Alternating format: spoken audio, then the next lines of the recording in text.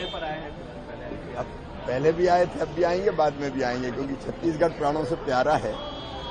और आज विशेषकर छत्तीसगढ़ की इस पवित्र धरती पर एक तो मैं किसानों से संवाद के लिए आया हूं। दुर्ग जिले में किसानों के बीच खेतों में जाके वहां बड़ी प्रगतिशील खेती होती है। प्रगतिशील किसान संघ कई दिनों से मुझे आग्रह कर रहा था कि मैं आके उसको देखूं, तो उनके प्रयोगों को मैं देखूंगा, उनके साथ चर्चा भी करूंगा, किसानों से संवाद करूंगा और बाद में किसान मेले में भी भाग लेके, क्योंकि किसान मेला एक सरकार और किसानों के बीच संवाद का सेतु है, तो उसमें भी चर्चा करूंगा। यंग लीडर्स डायलॉग के अंतर्गत यहाँ के कुछ नौजवान दिल्ली गए थे, तो उनको भी मैंने निमंत्रित किया है, क्योंकि युवाओं के मन में कई तरह के आइडियाज होते हैं, उनसे भी चर्चा करूंगा। और बाद में लौटकर मैं छत्तीसगढ़ के सेक्रेटरिएट में, मंत्रालय में माननीय मुख्यमंत्री जी, उप मुख्यमंत्री जी, कृषि मंत्री जी, उनके साथ ग्रामीण विकास मंत्री जी, उप मुख्यमंत्री जी हैं, उनके साथ कृषि और ग्रामीण विकास की योजनाओं की हम लोग समीक्षा करेंगे और भारत सरकार की योजनाओं को और कैसे बेहतर ढंग से हम छत्तीसगढ़ में लागू कर छत्तीसगढ़ की प्रगति और विकास में योगदान दे सकते हैं, उस पर बात करेंगे।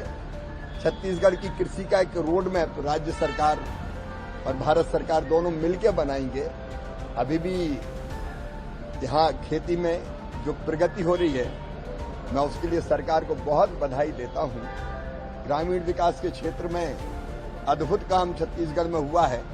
18 लाख आवास जो भूपेश बघेल जी की सरकार खा गई थी यहाँ की जनता की, वो 18 लाख आवास एक साथ छत्तीसगढ़ को पिछले 2 वर्षों में दिए हैं। उनमें तेजी से उनके निर्माण का काम चल रहा है। छत्तीसगढ़ की ग्रामीण सड़कें हो या छत्तीसगढ़ में ठीक से विकसित भारत जी राम जी योजना को लागू करके गांव को पूर्ण विकसित गांव, गरीबी मुक्त गांव, रोजगार युक्त गांव, स्वावलंबी गांव बनाना हो, इस पर भी हम लोग चर्चा करेंगे।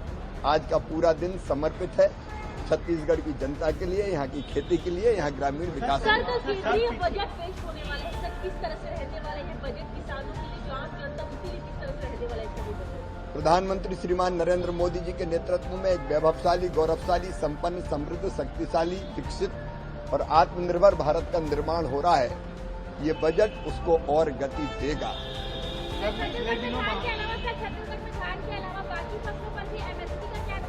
आज मैं विस्तार से बात करूंगा।